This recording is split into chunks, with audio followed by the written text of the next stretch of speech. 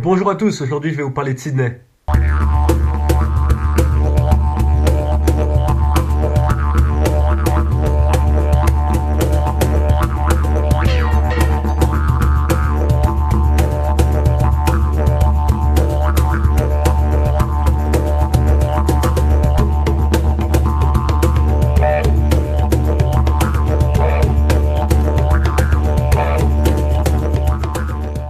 Alors évidemment, je ne vais pas pouvoir vous expliquer mes 3 mois de séjour en une seule vidéo, mais je vais vous expliquer un peu des anecdotes en vrac et tout simplement ce qu'est cette magnifique ville de Sydney sur la côte est, surfeur et tout.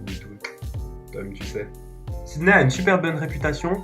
Évidemment, je ne savais pas vraiment à quoi m'attendre et la ville devait me convaincre. Et vous savez quoi? J'en ai été convaincu dès mon arrivée. Imaginez-vous, rien que le premier week-end, j'ai eu la chance de visiter de A à Z et de voir tout ça.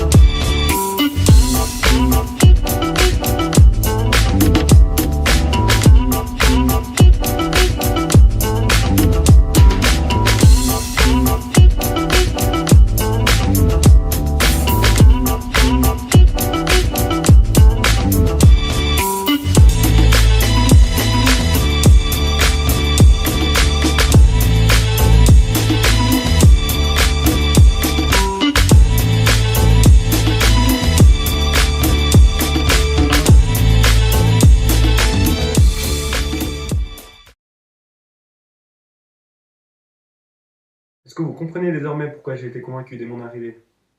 Il y a tellement de choses à dire sur cette ville que je vais devoir trier. Je vais commencer par vous parler de ce qui me concerne moi directement. Ma study house, c'est-à-dire ma colocation, était située, et est toujours d'ailleurs située, à Harry Street.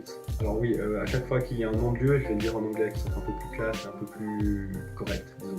Donc Harry Street, en fait, c'est tout près du célèbre Paddy's Market, qui est un marché chinois en fait couvert, très célèbre à Sydney pour ses achats de souvenirs et aussi pour son marché aux légumes, qui a lieu en fait 3 fois par semaine, du mercredi au vendredi, sauf erreur. Et donc Harry Street, c'est aussi près de Darling Harbour, Darling Harbour, qui est en fait un port très connu à Sydney pour ses restaurants et ses boîtes de nuit qui sont autour, et aussi pour ses feux d'artifice qui ont lieu chaque samedi, pour son Hard Rock Café, notamment tout ça. Que ce soit la journée ou le soir, il y a beaucoup de spectacles, c'est magnifique.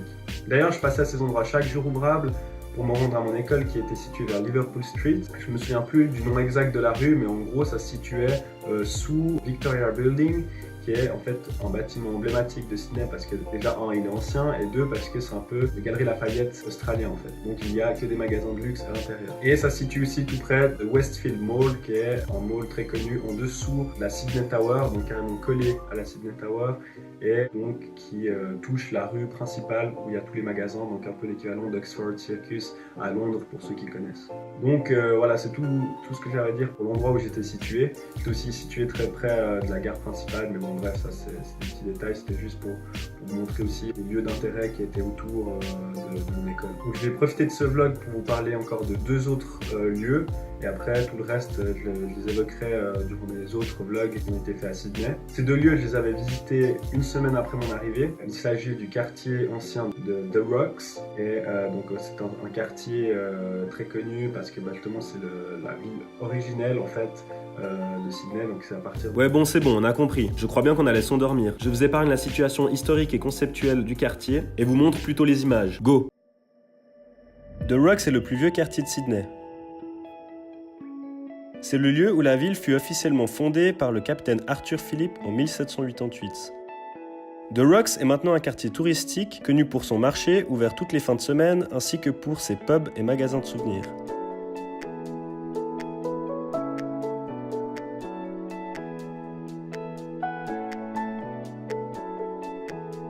Grâce, notamment, à la présence de la Galerie d'art de Sydney, l'art est présent à chaque coin de rue.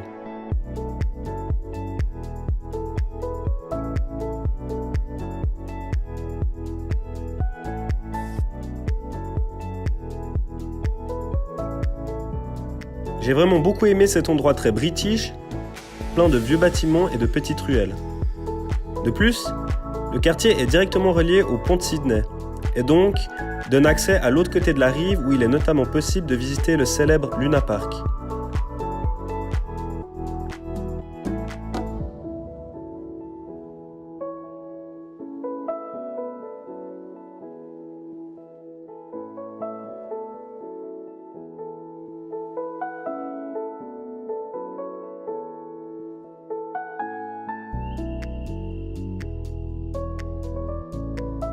Cette partie de la ville est en parfait contraste avec d'autres lieux très modernes et futuristes.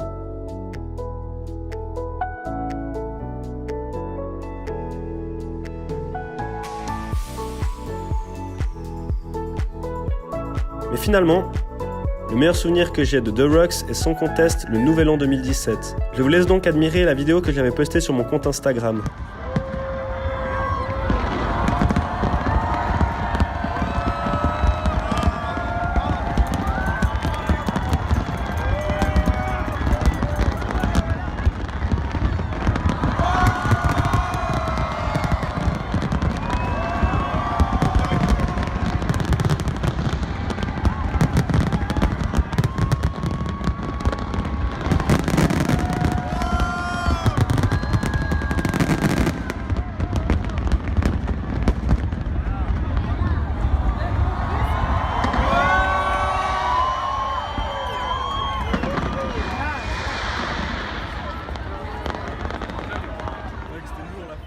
Désormais, je vais vous parler du lieu numéro 2. Et vous ne savez pas duquel il s'agit vu que je me suis coupé à moi-même la parole dans le montage. Ne cherchez pas à comprendre. Allez, go!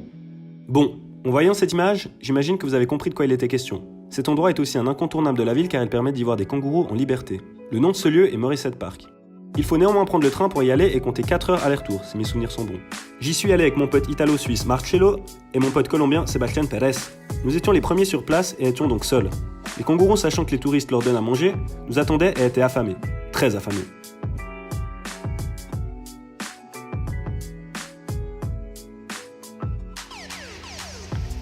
So cute, man.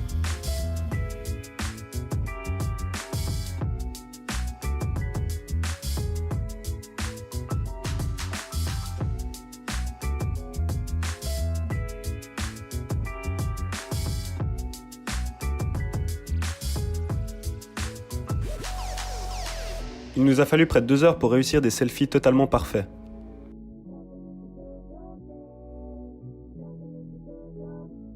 En effet, les kangourous n'étaient pas du tout disposés à prendre la pause.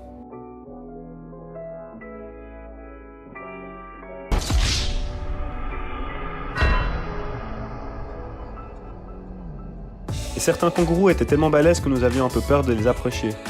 Néanmoins, notre détermination a fini par payer.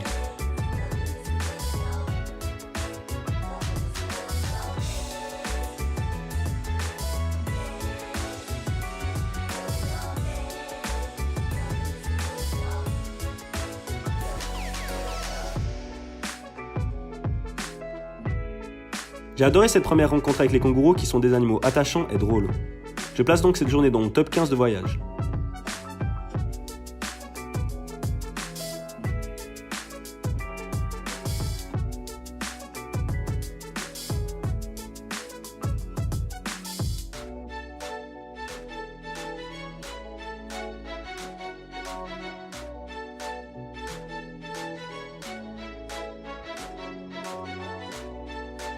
Bien que fatigués, nous avons tout de même pu finir notre journée à la plage. N'est-ce pas Marcello? J'ai toujours pas d'outro, donc peace.